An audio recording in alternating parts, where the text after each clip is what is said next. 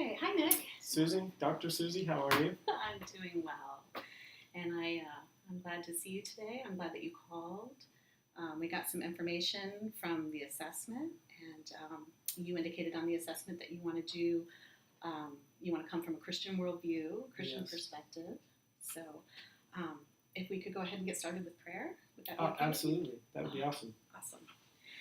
Dear Heavenly Father, I just thank you so much for Nick. I thank you for the courage that it took him to call and to admit that he might be struggling in an area. And I pray that during this time that you would expose that area so that we could bring your loving kindness into it. And I pray that you would guide us now.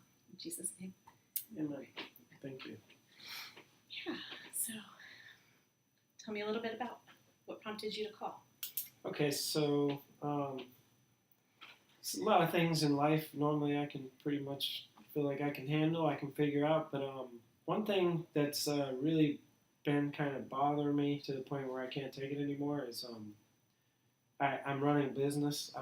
It's been in business for almost 15 years and 37 employees and a lot of responsibility, a lot of money coming in and out, and I can't stand it anymore. I really, I mean, it's driving me nuts because I'm like really to the point where when I get up in the morning and I get in my truck to go to work, I feel like, God, I just want to get in my truck and keep driving. You know what I mean? Past the office, and I don't want to do this anymore. But it's there's the other side of me, which is like my logic, which tells me I have 37 employees, I have all this responsibility, all this money. It gets to be kind of like a machine where, I just, I'm really conflicted because I keep pushing to the side these feelings that I have of not wanting to do what I'm doing anymore. But it's like the more I do that, the more it eats at me, and the more that I feel like really just unhappy and dissatisfied with where my life is, and I feel like I'm living for everybody else and not for myself, which really is it's just I call you because it's hard to find someone that you can trust, and I really don't even feel like I have anybody that I would trust to share this with because I'm afraid of how it might be taken or how people might see me, Yeah. So I just hope that this was a safe place where I could come and maybe you could help me figure that out. Yeah, I'm glad you mentioned that. This is a safe place, and I want you to feel perfectly comfortable expressing all of your feelings, even those that you might not feel comfortable with.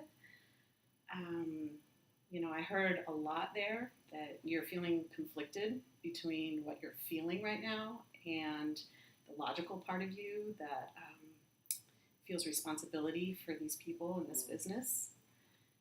That's a lot to reconcile. I can understand why you would need a safe place to explore those thoughts. Yeah, it's it's hard to sometimes your identity can get wrapped up in what you do, especially as a man, I think, and even the people close to me in my church and stuff, and it was a softball team, right, and that my company has a team, so it's like a lot of my friends are on there. It's hard to just find somebody that's really close to me that I can trust and really share with. Because if I go to somebody that I'm close with, is on the team, is also, part of the business, and say like, hey, I'm thinking about shutting the business. Like, what are you gonna? You know what I mean? Like, and second of all, like if that gets out, that kind of that's just I know it's not good. So I know I have to figure something out within myself and.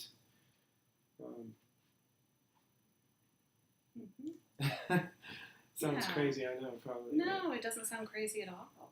I think it makes sense with all of the different relationships that you have and how entwined they are between business, professional, and church, and social, and spiritual. It starts to become a bigger issue.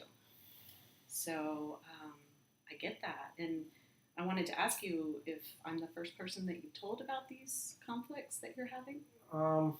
Well, I mentioned it to my wife. and there is a guy that I'm friends with outside of work. Sometimes we go, have a beer and just kind of.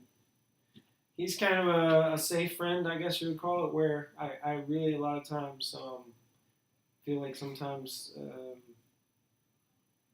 no judgment with him, I guess you would say. Like it's real, it's genuine, so I feel safe with him to just share with him how I really feel and don't have to worry about him saying anything or what he thinks or any of that, It's. So when you say no judgment, Right. what would be a no judgment response to your situation? Well, I can tell you what my wife tells me, Okay. which feels like judgment to me, is that you can't do that. You have to go to work, and you're acting like a child, like all this stuff that I feel like she tells me. It makes me feel bad, Mm-hmm. Yeah. Which I think she's right on some level, It's. Well, let's just for a moment remove any labels of right or wrong Mm-hmm. and just look at the reality of what you're facing. I mean, I certainly, I think in our society, in our culture, there's a lot of pressure on men to be providers in the relationship, and that can be a tremendous pressure. Do you think that maybe you might be feeling that? I think that the pressure. Let's see how I actually feel is. I don't feel pressure to provide. I feel more subjugated to the people around me. Yes. To carry out my responsibility to meet their needs. Yeah. So maybe on some sense that's provision, but I feel more or less that people rely and depend on me, and that I don't want to let people down, Yeah. including my wife and other people, Mm-hmm. And that's really why I keep doing it, because it's not about what I want. Is that what you think? It's not about what you want? Well, therein lies the conflict for me. It's yes and no. It's that's my whole struggle. Do I do what I want to do, or do I do what I need to do? What's the responsible thing and keeps other people food on their table and food on my table in my household, and that's really my dilemma and really where I'm torn. And I was hoping that you could help me find the answer. Because I hope so. I hope that our time together will allow you to find the answer, because I don't believe I have the answer to your situation, but I do believe that God will make clear to you, and maybe even affirm that in our time together here, and through some of the supports that you might have, like this gentleman from work. What does he say? You said he's non-judgmental. Oh, so he's actually kind of outside of all that. Mm-hmm. You know what I mean? He's kind of a guy that I've known since I grew up. That he's not involved in church. He's not on, he's not on the softball team, or he's not involved in my work situation. So he's just a guy that I grew up with, that I've kind of stayed in contact with, and he I think he really doesn't say one way or the other. I think he just kind of listens, and really probably that means more to me than him giving me some type of answer, because a lot of times I just feel like I have no one to vent to and to talk to, and probably you would be the second person really. I try to do it with my wife, but she's not having it. Yeah. So sounds like she has some very strong feelings about you staying in your job. Yeah, she's she's married me, in that situation. I started the company, and it's all that she's known that I've done. So it's like, in her mind, she must think this is what you do, So now you're changing. Yeah, I guess along the way, I've definitely lost my interest in hurricane shutters, Hmm. So, So have you developed any new interests? Well, I mean, I have all kinds of ideas and experience at things that I would like to do, but I haven't really explored any of it as far as like really seriously, like, hey, what would I do if I were to get in my truck and keep driving? I was just going to bring that scenario up. Mm-hmm. If you were to get in your truck and keep driving past the office, Right. Where do you go? I mean, in my mind, I'm always in the Keys somewhere or Ah. anyway from far away from the hurricane shutters in this county, And, I take vacations here and there. It seems to help a little bit, but I think as far as really having some resolution in myself,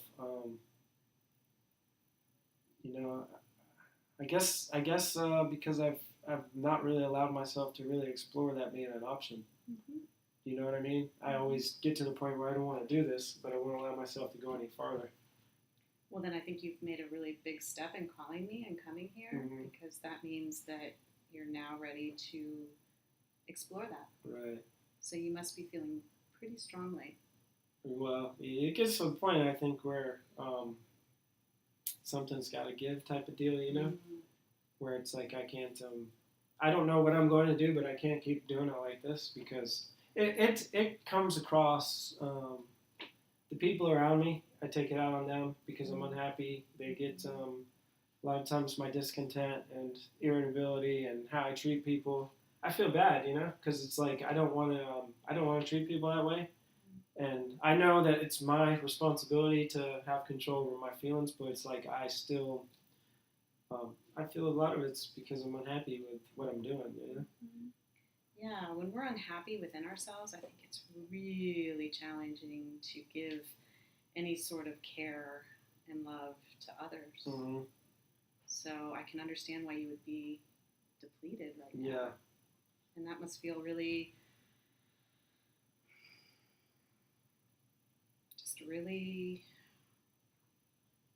help me find the word I'm looking for. Okay. It's kind of hard to feel like you're living for other people, if you know what I'm saying. Yeah. And I guess if I had to put one word to describe how that feels, it would be I don't even know what the word would be. I would just say I know I'm not living for what makes me happy, Mm-hmm. One of the words that kind of came into my mind was like authenticity. Right. Like you're not being authentic in what's going to give you the passion that you need in order to care for the others around you. But do you think that what about my kids? Who need they have needs. My job provides for that. My job pays for the house. My job pays for the van that gets them to practice and back. Yes. What about those things? Yeah. I think those are very important factors to consider. I don't think that we can ever just put our wants and needs exclusively before everybody else. Mm-hmm. But nor do I believe that we can exclusively put everybody else's needs above our own. It's more of like a dance. Mm-hmm. Yeah, I feel like I got hot coals under my feet at this point. My dance is, it's being provoked by something out of my control, Yeah. Yeah. So, let's say for a moment that you do leave your job. Is it realistic to think that you could find something else that would provide for your family, but might also give you? I mean, I think that I could probably make it work, but I think that also my wife would be very unhappy because of the amount of money that would be lost in that process, you know. I see. And the lifestyle that certain people are accustomed to become, lessened. And so, I mean, that's another thing. And to be fair, I mean, my wife is great, you know, and I want to make her happy. Yeah. So it's, it's a lot. It's just a lot. If it was just me, like if it was just me and it was my business and there was, no family, no kids, and I didn't know the employees' families, and it would just be so easy for me to just do it. Mm-hmm.